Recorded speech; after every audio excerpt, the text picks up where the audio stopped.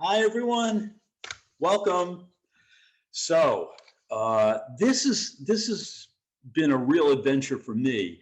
Um, Originally, we were going to do a show which I thought was on at the New York Historical Society, and it turns out that that show is not going to be on until September. They've got a collection of 106 images um, from modernist and 18th, 19th century painters of New York City. And so that show will be really interesting, but it's not on now. So I stumbled into the Historical Society and just was bowled over by the Tiffany lamp gallery. And I just said, I got to share these things with people. This is just an amazing place, an amazing show. Um, and I knew absolutely nothing about Tiffany, it turns out. I've seen a few lamps on Antiques Roadshow. I've seen some windows here and there, but getting to know what his work is about has been really enlightening, shall we say. Um, so he was born in 1848, died in 1933, and as you can see, he was quite a handsome fellow, world traveler, very cosmopolitan fellow. Um, And the stained glass window that you're seeing on the right was from a castle that was in Irvington, New York. It was built in I believe it was the late 1890s, and it was 20 acres in Irvington, overlooking the Hudson. This castle, I don't think I have an image of the castle, though I've seen it. And he Tiffany was asked to do some windows for this castle, and this is one of them. There are several others that were salvaged from the building. Of course, the building no longer exists. 22 acres in Irvington, New York, was worth too much money for it to not be developed. So the castle's gone. It burnt down in the 70s. But this is a really beautiful piece, and where it is now, I had that information at one point, but hey, what the heck. Anyway, we're going to Larry? move on. Yes. Yeah, Question. but before you go on, one of the participants said, I saw it last year. It's just amazing.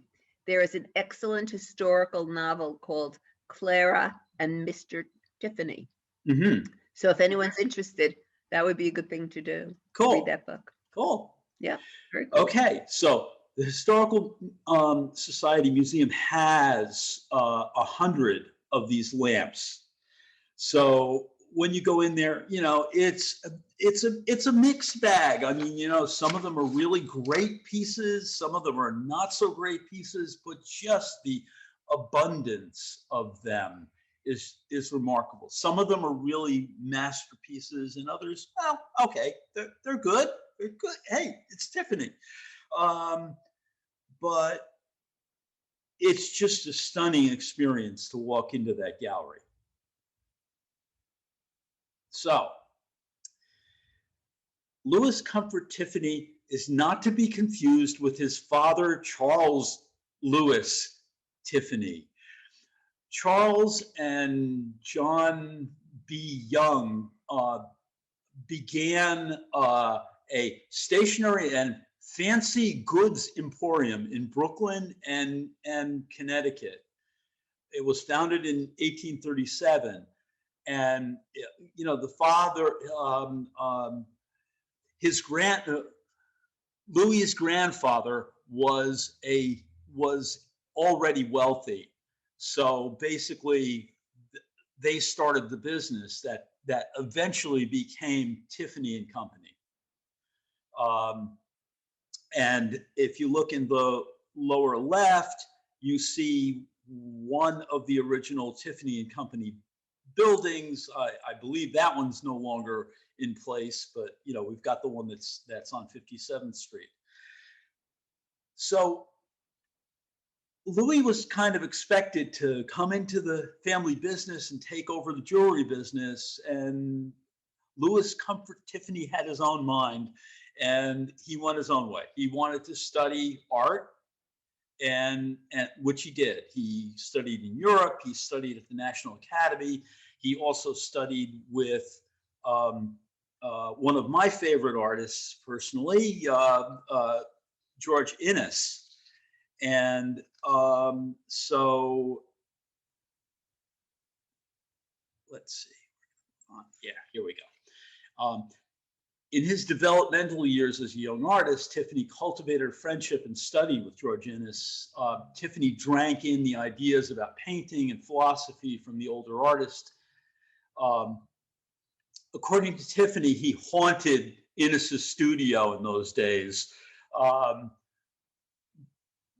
Being a young man from a wealthy family, he was able to travel extensively throughout America, Europe, and Africa. And this gave him a kind of depth of experience and depth of understanding of what was going on in the contemporary art world at the time in the 1860s, 1870s. By 1875, he had started to develop an interest in glass, and he formed an interior decoration partnership with two other designers, and the piece on the left is one of the earliest known stained glass windows. It is in the Metropolitan Collection. I'm not sure if it's out right now or not, but it's a very interesting kind of abstracted piece. Not exactly, you know, as elegant as it became. If you look at the piece on the right, this is from 1885, 1890, and you can see the leading is much more delicate. The forms are very detailed and you know, beautifully articulated in a very different way. And you have to imagine this in a window where these quartz sea stones would glow too, because it's, you know, those pebbles were actually, you know, that kind of thing that you find on the seashore. Okay, so let's see. So Louis Comfort Tiffany helped give an extra shimmer to the Gilded Age. His marketing skills, social connections, and innovative craft practices made his name synonymous with quality in stained glass. There were other stained glass makers like John Lafarge, who was absolutely fabulous also. I don't have any of his images on here. I should have done that to compare and contrast, but Tiffany was not satisfied with the tinted or painted stained glass that was available in the 1880s. He began to experiment, and after a minor explosion in the basement of his mansion, he decided that it was time to create his own fabrication factory. So they created Tiffany Furnace in Corona Park. You know, this became the Queen's Factory. With that, he also had a great business sense. So what he did was he hired chemists to do what he wanted to have happen with glass and develop different types of textures, different colors, using chemicals to create iridescence in the glass and things like that. This wasn't available at the time.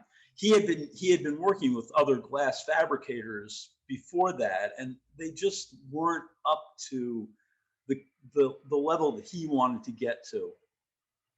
So he did it. And here is, let me do a zoom in on this too. Zoom in.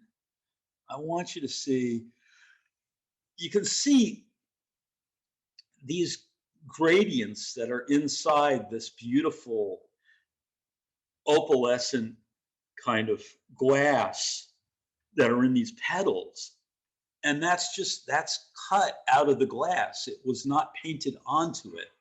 So it's a matter of choosing what pieces you're gonna use for what petals and how those are gonna work. It's quite remarkable. And then you look at these other patches of glass and you see the spotty stuff.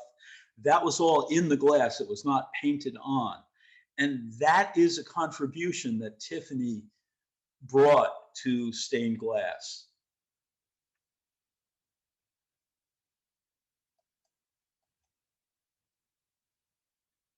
Okay. Memorial and religious themed windows were really common commissions, but the mansions of the wealthy were also a mainstay. So, basically you can just imagine that the Gilded Age mansions that are out in Newport and throughout New York,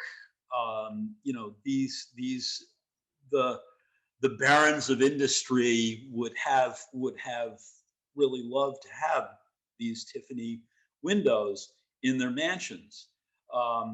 It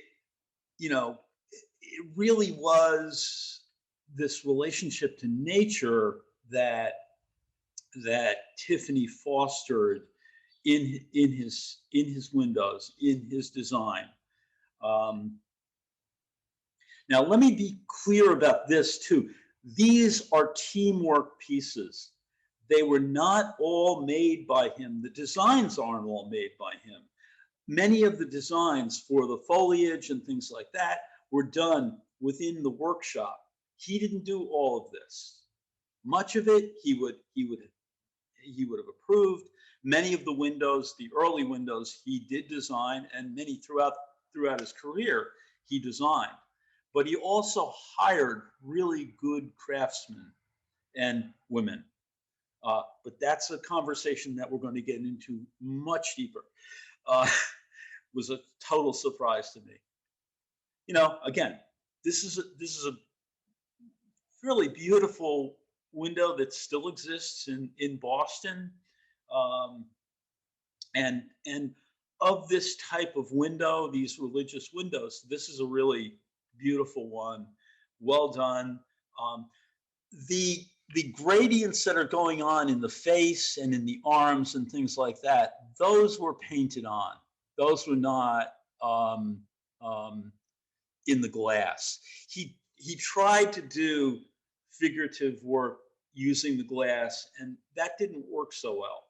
But many of the things that are in here, like the folds in the garments, where you see the gradients happening in there. Like, let me do the zoom in, and what I'm talking about is these changes that are happening within that piece of glass that's in the drapery over his arm. That would be in the glass. That wasn't painted on. The modeling in the face and in the neck and things like that, that would be painted on. But the other things that are in the drapery, that's part of what we'll go into a little bit more later. I'm going to show you some pieces of glass that are raw pieces of glass that emulate this kind of modeling and change and variegation in color and tone. Okay. And again, this is 1905. um, his reputation at this point, the reputation of Tiffany Glass, was really powerful at that point. He was doing very well, thank you very much. Um, in I believe it was 1901, he had a piece in the Paris Exposition that won great acclaim, and it really, you know, spread his name throughout Europe also. Um, and you know, this piece really, if you look at it, it's a lot like the influence of George Inness and that sense of uh, the kind of spiritual glow, that kind of notion of our connectedness to the earth and things like that come up in this. I really see kind of the influence of Innes here more than in many of them. It's a really lovely piece. I have no idea where this piece is. I gathered a lot of stuff together. Some of it I know where it is, but not this one. I wish I did. I'll have to search around and see if I can find out where it is. Okay. Now the other influence on Larry, yes, Larry, before you go on, just sure. another chat. Was his work commissioned by the clients, or did he have to market what he created himself as art It went pieces? both ways. Both ways. He did do pieces that were on spec and all of that, but much of it was basically by commission. And I will show you some drawings later. I have a bunch of drawings in there that were what they would send out to the client. They would send out like several different versions in little watercolors, tiny little watercolors that would be, you know, expanded upon and created. But good question and anticipatory. So again, the Japanese print had a profound effect and influence on the Impressionists and on somebody like Tiffany. He would have seen these pieces, and if you look at this parakeet and goldfish bowl. Now I know where this one is. This is in the Boston Museum of Fine Arts, and I am going to do a zoom in on this piece because there's a lot to get to in it, but you can see the relationship between these and the design and the quality of the way the branches operate, the way the blossoms are, and the composition. So what I'm going to do now is I'm going to zoom in. Let's see if I can get the zoom. Yep. Okay. I'm going to zoom in on this section, and you can sort of see the milky quality of the fishbowl that's in there. There are these striations through it. Now that is in the glass. Those striations that are in there, that watery quality, is something that was in the glass itself. And what they would do is they would laminate multiple pieces of glass over one another. So this piece is, if you were looking at it from the side, you would see that the bowl itself is another piece of glass. It's attached to the under piece of glass that has the fish in it. And up above here, you can see this chain right above there. That's an actual chain that is attached to the window. So there's a mixed media quality to these pieces. Also, notice how thin the pieces of leading are in the smaller areas, like around the blossoms and up into the sky and things like that. This was a technique that Tiffany Studios invented. And what they did was they took a layer of copper foil and put it around the edge of the glass. And then they would use solder to do the joinery. So basically, solder would not stick to glass, but when they put the copper foil on the edge of the glass, the solder would stick to it. So they could do these really fine details. Remember when I said that first piece of glass that I showed you was pretty crude? You know, you can see the thickness of those rods that are going across the thing. Well, you know, and around the outside, you can see the leading on the border. It's very different from those fine lines that are in there, and that was one of the innovations that along with the color and the incredible variety of textures that they came up with. I mean, look into the feathers on the bird, for crying out loud. It's just amazing. Okay, so this parakeet and goldfish bowl, this is something to check out when you get up to Boston the next time, if you get up to Boston, that is. Okay, and now we're going to start. Go ahead. Another question. Somebody said the Morse Museum in Winter Park, Florida. Yes. A collection of. I know we're going to get to that. Oh, I'm sorry. It's okay. No, that's great. I love it. I love it. I hope somebody has been there, because I haven't been there. I've seen their collection online, and it's fabulous. And that's a whole conversation that we're going to get to a little bit further in the talk. But yes, good. I love it. So I'm not talking to people who know nothing about Tiffany at this point. That's great. Another remarkable innovation was hiring of a female crew for one of the glass cutting workshops. In 1890s, women were not allowed in the Glass Cutters Union, and Tiffany recognized an untapped creative source. And not to be one to let something like that pass, he picked up on it. There were a lot of women, you know, middle class, upper middle class, who were going to art school, who had design capabilities and all of that were totally untapped. And so you see the reflection in that window. And I am going to move on now to this, which is Clara Driscoll design. Okay, Clara Driscoll was one of the designers who he hired, who worked in the Tiffany girls workshop, they used to call it. I don't mean to be facetious. This is something which happened back then. And, you know, basically what it is that Tiffany recognized the sensitivity to color that women possess.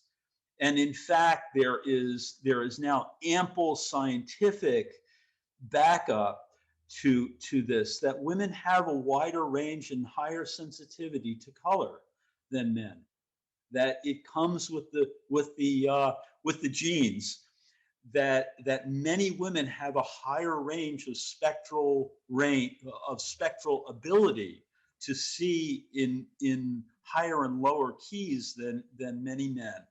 You know, color blindness is mainly a male disease. So he really, you know, hired women out of art schools that had the design skills, and brought them in. He also felt that the dexterity of women was really more sensitive to using this foiling process that he was using to create the copper foil around the edging of the small pieces of glass. So he hired. Larry? Yes. That's so interesting, because it was I forgot her name, Rosemary, who gave us the information about this historical novel, Yes. Clara and Me, Yes. and Mr. Tiffany. That's Yes. what the book is about. Yes. So if you wanted, yeah. She wrote a memoir of her time there. is an incredible document as far as what went on in the respect. Now, there were very few of the designers that Tiffany allowed to sign off or give recognition to even their existence, because he was branding his Tiffany brand after his name. So he didn't give a whole lot of acknowledgement to the designers most of the time, but he did recognize Claire Driscoll. And we'll move on now to another one, which was Alice Gouvet, and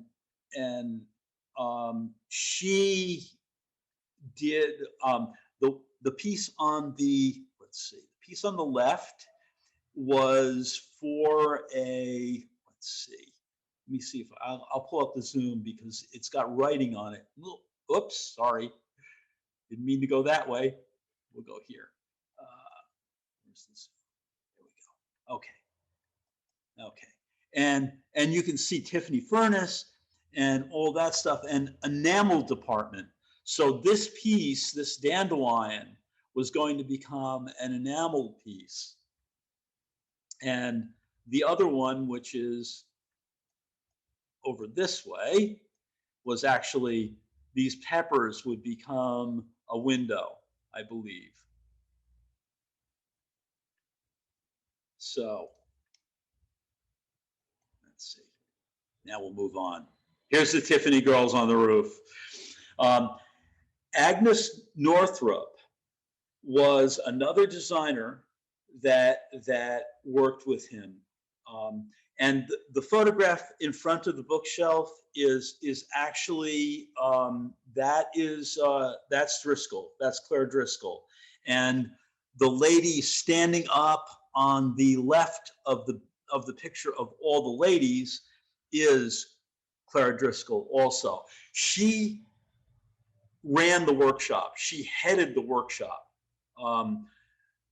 So as I said, this is a collaborative process. So these women would choose the glass, the pieces of glass that would go into a particular area of the design. And Clara would oversee that and make sure that things were coordinated throughout the design. If they're doing a large scale window, you can imagine, if somebody's choosing a color that doesn't match up with the color that somebody else is using for another piece of it, that could be a problem. So they were coordinating, constantly working back and forth. Agnes Northrup, on the other hand, you saw a bunch of the landscapes in those the big windows. She was really one of the designers of the flowers and the landscape and the vegetation in the landscape and things like that. She would design a lot of that. She was very, she was one of Tiffany's essential workers. And it is remarkable. Before women had the right to vote, these ladies were, in there, and they weren't allowed in the glassmakers union.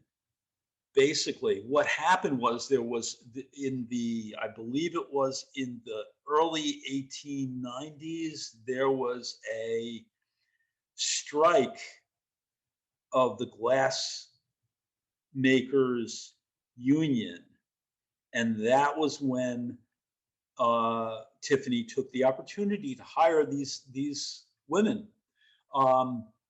By the turn of the century, by 1900, he had over 50 women working in the workshop. They got paid well. And here's the workshop. And it's not the greatest picture, but you can get the idea. You can see there's a couple of ladies over there in front of the windows, and they're working on the larger drawings that would be generated. I'm going to show you, I showed you some of those drawings before. And imagine that those are tiny watercolors that are the designs, and then they're enlarged into these big drawings that you're seeing over against the glass. And they would do 2 copies of that drawing, which would have the leading lines in it and things like that.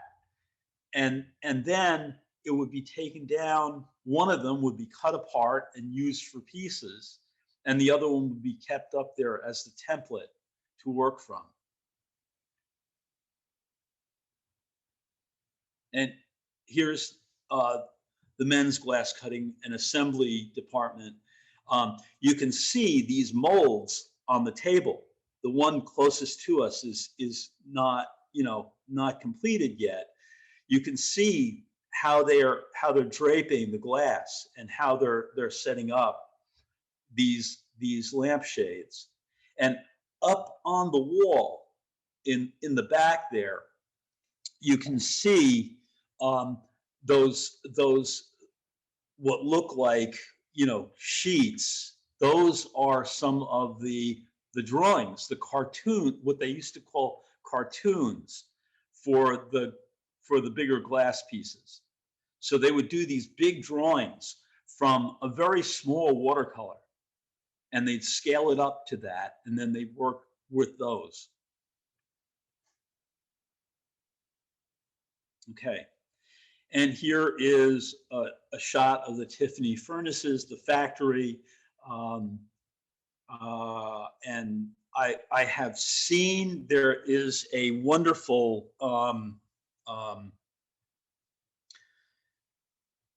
video on YouTube of that was done by the oh, what is the name of that it's Neustadt collection.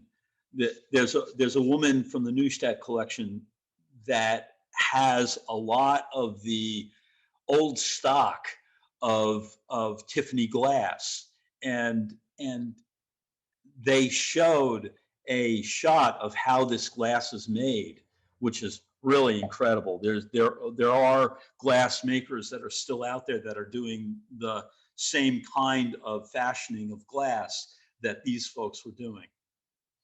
And on the left is one of the work tables. This is one of the soldering tables. So you can see one of the molds for the glass, and you can see the soldering iron, that tiny soldering iron over there to the left.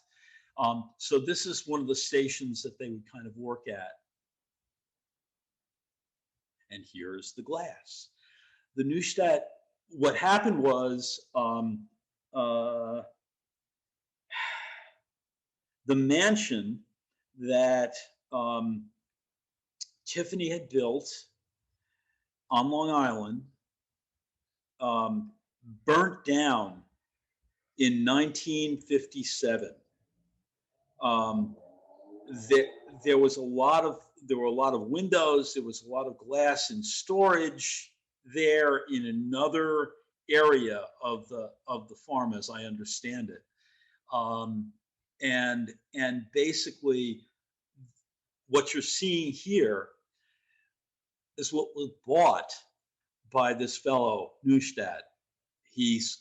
They have this collection. It's salvaged in Queens. They've got a warehouse there that's got this. These pieces were from the foundry and from the glass making factory. So the furnace produced this stuff, and you can see some of the pieces that I put up here. You can see the really different, subtle kinds of patterning that they would create in these different pieces of glass. So you can imagine, how essential it was to have somebody who could think about, well, what's going to work best in that area of this design to imitate that kind of drapery, or that texture in the flowers, or the ripples in the water, or the feathers on the bird, that whole thing is really, you can really see it in the glass. Just beautiful stuff. And these are some of the glass jewels that they used to make and use in the windows and various things that they fabricated. Also on the lamps. Now, one of the secrets about the lamps is basically, they're producing all these gigantic windows. You can imagine that there's a lot of scraps that are left over when you're making giant windows like that. And Tiffany, never one to let anything go to waste, said, okay, so we can make leaded lampshades with this. And that's what they did. Before we get to that, we're going to do two more beautiful, beautiful pieces. And I am going to zoom in on this again too. Let's see, zoom. Okay. I want to go up and take a look up here in the sky and look at the directionality of the blues and the clouds and the way the gradient that he does from the blue in the sky down to the horizon line, and those clouds and how those are knocked in there. Look at the variegation that's inside those petals. Imagine that each of these pieces, now these are cut from the glass, so they would be thinking about, well, oh, look at that swirl, that's going to work beautifully in that petal. Look at that stripe, that's going to be really nice to differentiate petals in these things. And then you go down here and you see the gradients that are inside each of these leaves. The iris petals and the petals of the actual iris themselves, and the change in color throughout. Larry? Quite remarkable. Yes. Yes. Did his factory also use glass from other countries, like Murano glass from Venice, and also coral shells from Japan and China? He actually, from my understanding, they fabricated most of the glass that they used in-house. He was familiar with those, and in fact, he used to go on digs in Europe and found early pieces of 4th century glass that had changed color because they had been buried, and took that to his chemists and said, can we duplicate this? And they would mix in chemicals into the batch to get chemical reactions. The other thing that they would do is they would, if you look up here in the hills, you see the river that's going between the mountains. Well, that was one piece of glass, and what they would do is they would take acid and etch into the surface. They would have layering in the glass, and they would etch through the surface to get that kind of fluidity of line, and etch down to the different colored glass. So it's very interesting. Let's see. Okay. I just love this grapevine. I mean, I had to throw it in there just because I love the damn thing.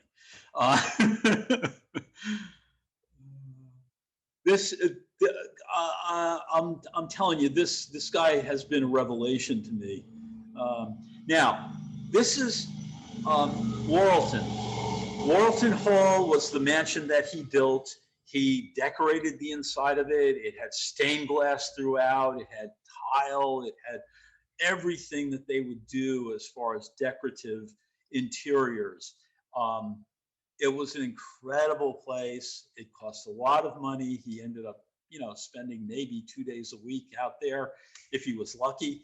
But he also set up a residency for artists to come out and paint for a month at a time and take advantage of the beauty of the grounds and the natural surroundings, the view of the ocean and all of that. It was quite a remarkable achievement. Um, Larry, was he yeah, married? And did he have yes, he children? was married twice. He was married. Let's see, I got the stats here someplace. His first wife. They were married in 1872. She died in 1884. He remarried to another woman, Louise Wakeman Knox, 1886, and she died in 1904. So yes, and they had three children. No, four. Excuse me, four children. I'm not sure which wives he had the children with, but there was definitely a family lineage there. Okay, and this is one of the watercolors done by this fellow Alan Dunn, who came out there to do a residency in 1925. And there's a whole list of artists. Now, this is where we get to the Morse Museum, actually, because this building was in place. Now, what happened throughout the career, he was fabulously wealthy at certain points. In around the turn of the century, he was the man to go to for your stained glass. All over the world, people were coming to him for glass. There actually is a Tiffany museum in Japan, I understand, which is supposed to be really nice. Haven't seen it, wouldn't mind going, but it ain't gonna happen right now. Anyway, what happened is by 1913, and something that some of you may know about and some others may not, the Armory Show took place, which was this very modernist revolution. It was really basically all the moderns, the Cézanne, Picasso, Matisse, Duchamp, all the American modernists, somebody like John Merrin, American contemporary painters, and Impressionist painters were included in this show. And at that point, they did not invite Tiffany to take part in the show. He was, by that point, looked upon as my parents' art. By the 20s, he was kind of going out of, his work was kind of going out of fashion. The ornate designs were still going into memorial windows and religious windows, but it wasn't so much being integrated into mansions and all that. We're talking about the Roaring 20s, very hipsterish, European modernism, and places like the Bauhaus were coming into play, where sleek, kind of mechanized design, harder edge, crisp, less of the Art Nouveau, and so the aesthetic tradition that Tiffany was coming out of was going out of style. So by the end of all that, by 1933, really his estate had kind of fallen on hard times. They ended up selling the property, selling the contents of the property, all except for the stained glass windows. They remained in there. And what happened was in I'm gonna say 57, the building burnt down, and the folks from the Morse Museum, actually the founders of that, one of whom was one of the artists who came for one of those artist residencies at Lorrington Hall, came and got all of the stained glass windows that could be salvaged out of the building. And that's where the major holdings of the Morse Museum came from. Thank God. They were salvaged. They have been treated nicely, and they've really been given tremendous respect that they deserve. Okay, so we're gonna move along here.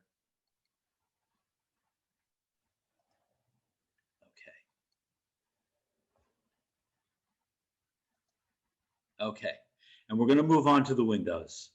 I mean the leaded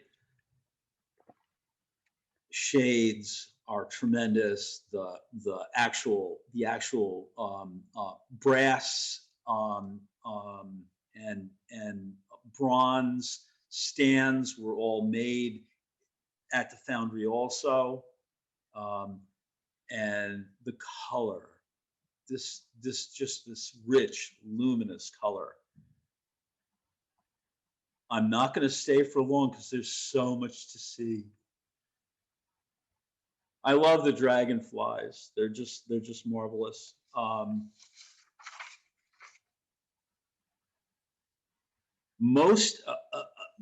Actually, many of these, the dragonfly design was actually the most made of these shades.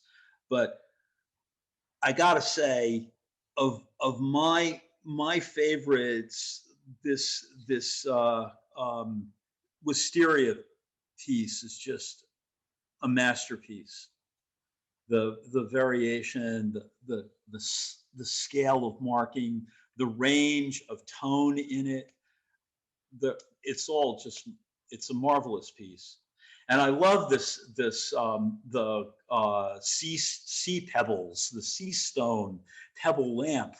It's really marvelous also, and very funny. Beautiful.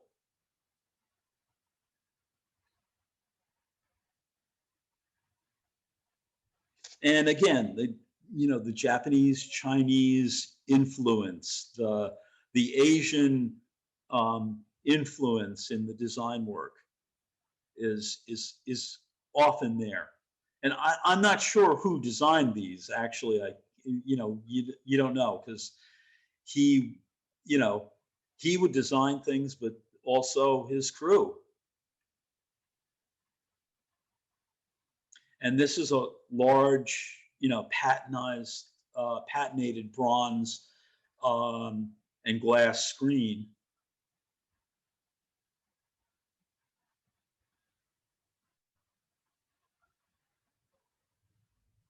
Many of these actually, many of the glass windows are in the Metropolitan Museum, and they are out to sea. So you can see this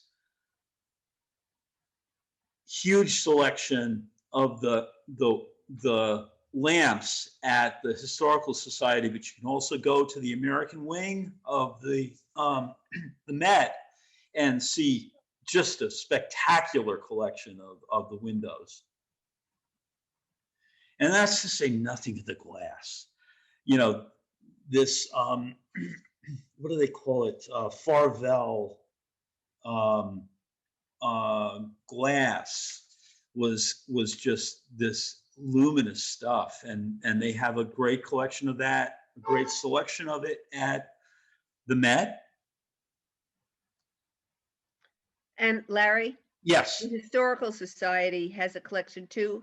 Yes, New York Historical Society? yes, Okay, and that's Manhattan. yes, yes. Both of them, that's where the shades are, but they also have the glass. And this on the left is one of the tiny drawings that they used to send out for a selection. When they were doing a commission, they would do a bunch of little watercolors like this, tiny little watercolors. And then they would when they got approval on one of those, they would use those for the color cues, and they would create the maquette from that. They would create the cartoon, larger drawing from that and work off of it. And I just had to throw these in because I love them. This is an enamel, box lid. Working back and forth between Tiffany and Company and Tiffany Glass was something that happened. The family definitely fed into each other. And I just needed to throw in one really remarkable vase. I have no idea how you fabricate something like that, but they can do really wonderful things with blown glass. And here we have the peacock vase. So New York Historical Society has the Gallery of Tiffany lamps, Metropolitan American Wing. They have a huge selection of the glass. There's a Tiffany glass lecture that is on YouTube. It was from the Cincinnati Art Museum that took place. That show took place in 2017, and that is a lecture that shows you how the glass is actually made. And the woman who led it really knew her stuff, just marvelous. I haven't seen the Agnes Northrup stained glass designs, but I'm definitely going to go see that because it's from the Smithsonian and they usually do good lectures. And then there's the other one from the MFA, the parakeet window, and that's a good one to go to too. So that's Larry? the end of our story. Now, somebody said there's churches in Briar. I'm not sure how to pronounce it. Briarck. Okay. I don't know that. But somebody did mention that Tiffany was America's answer to Russia's Fabergé, which is Yeah, you could say that. Yeah. And I would say it expanded on Fabergé into a much larger scale. oh, it's Briarcliff Church windows. Oh, Briarcliff. Oh, sure, I know yeah. that church. I've been there. Okay. Yes. And then, as an aside, do you know where the National Academy collection, since it closed years ago, a fabulous collection of academia? No, they still have it in storage at this stage of the game. Okay. There is dreams of creating another museum, but that has not been realized at this point. So Okay. Next week we're going to be doing Alice Neal.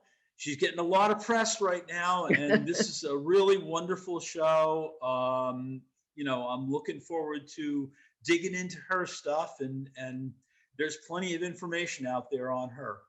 Right. So, I sent you that article from the New York Times. Yes. She made the front page of the Arts and Leisure. Yep. So we hope to see all of you then. Okay. And of course, people are sending great. Thank you, Larry. Okay. For the presentations and whatnot. Are there any in Westchester besides Briarcliff Church? Yes, there are, but I don't know how many are open to the public. Mm-hmm. Okay. And if you have a question, please type it in chat. Don't raise your hand. Thank you. All right. So we hope to see you at the programs. A lot of people really love this program on Tiffany.